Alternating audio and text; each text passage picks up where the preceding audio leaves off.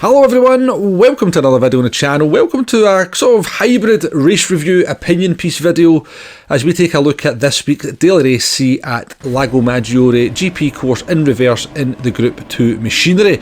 We have the soft and the medium tyres available, both of them are mandatory. We've got 10 laps to get round, and if you've been watching any of the streams from this week from the sort of usual suspects, or maybe watching some videos about this race, something you're going to hear being mentioned a lot is going to be dirty air. And a lot of people think that this race has been ruined because of the dirty air. So dirty air, for those of you not aware, is the turbulent air that comes off the car in front of you, affects your aerodynamics and tends to give you less grip through the corners. In the Group 2 machinery they have bags and bags of downforce, and that means they give off a lot of turbulent air, and it just means it's very hard to follow another car in front of you. This is true for the real life GT 500 cars as well. If you go and watch any of the recent races, you'll see there's not a whole lot of overtaking going on, there's not a whole lot of close following going on. Is it the same or is exaggerated in Gran Turismo 7 compared to real life? I really don't know. I need to jump into the real thing to get any kind of impression, but I do know that they talk about it quite a lot, the drivers talk about it quite a lot, and if you watch the racing itself, it doesn't seem to be a whole lot of overtaking going on. Now, I have in the past said I don't think the dirt air is quite as bad as people make out, and that doesn't mean that I don't think it's a problem. I do.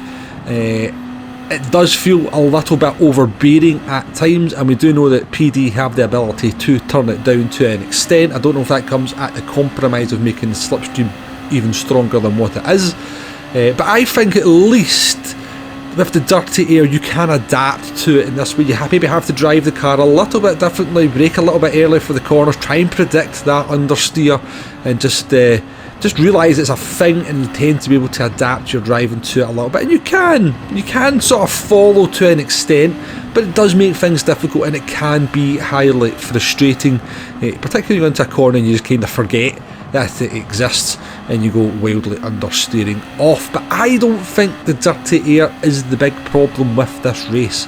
For me, the problem with this race is there's an illusion of there being a strategy, but there really isn't, because the current tyrewear model, yes, I'm going to talk about the current tyrewear model once again. For me, the biggest issue in this race is the current tyrewear model, which basically destroys any hopes of strategy in this one. And I think this race demonstrates the problems with the current tyrewear model. There's two factors to it absolutely perfectly. So come to the end of lap 1 here, we started down in P12, we come past the pits for the first time, got a big gaggle of cars in front of us, but everybody has to drive by the pits because there's no way you can make the soft tyres last for 9 laps. Coming to the end of lap 2, again we're still very much in this gaggle of cars, but again I would love to pit here, I would love to put on the soft tyres, get an undercut, and then just deal with having slow tyres towards the end, but you have to drive by the pits because the way the tyre wear works now in Gran Turismo, it's so rapid, is that you basically run the tyres to the end of their life rather than the end of their useful life like we used to back in GT Sport and back in early Gran Turismo 7. So yeah, there's no overlap between the soft and the mediums either, so there's like fresh medium tyres are barely any faster than 80% worn soft tyres, so you know there's a lack of overlap, there's a lack of advantages, you know. There's big issues with the tyres, folks. Going past the pits here again at the end of lap 3, stuck in traffic again. We can't pit because we can't make the tyres last 7 laps. We're just being dead tyres for 2 laps. The soft tyres only last for 5 laps. The medium tyres only last for 7 laps. And that's why strategy has been pretty much killed in this one. Come to the end of lap 4 again. Love to pit, but I can't make the tyres last 6 laps. Some brave soul has gone into the pits there, Nico Nenko. He's going to try and make the soft tyres last for 6 laps, but he's not, because they're going to be dead after 4.5, and he's just going to drive on dead tyres for a lap and a half. And lo and behold, what happens? We come to the end of lap 5 and everybody goes, well, I can make the soft tyres last for 5 laps. That's basically their lifespan. 5 laps is their lifespan. Even if I run out of tyres towards the end of the last lap, then they don't actually lose a massive amount of performance, so I'll just drive about on dead tyres. And you can see the whole field pretty much has came in at the end of lap 5, because it's really the only thing to do. You can't actually really pit any earlier because of the way the tyre model works. And that, for me, is actually the biggest problem about this race. There's no way to try and get yourself out of that dirty air. There's no way to kind of try and find a solution through strategy to try and get ahead of the cars ahead. You've basically got to just follow them till lap 5, hope people make mistakes, maybe you get a better run, maybe you get a little bit lucky and get an overtake, maybe you make a mistake like I just did there coming out the last corner.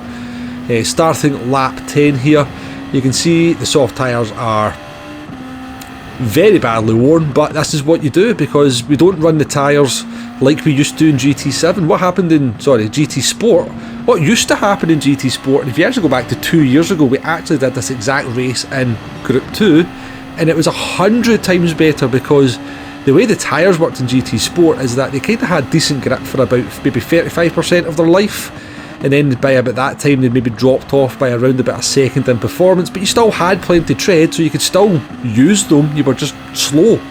You know, then that kind of degradation would just gradually get worse. You know, you've never run the tyres down to really 50% in GT Sport unless, you know, there was just no alternative strategy. You wore the tyres down by 50%, you were 2 seconds off the pace, but they were still drivable. There was still tread on them, so you could pit early.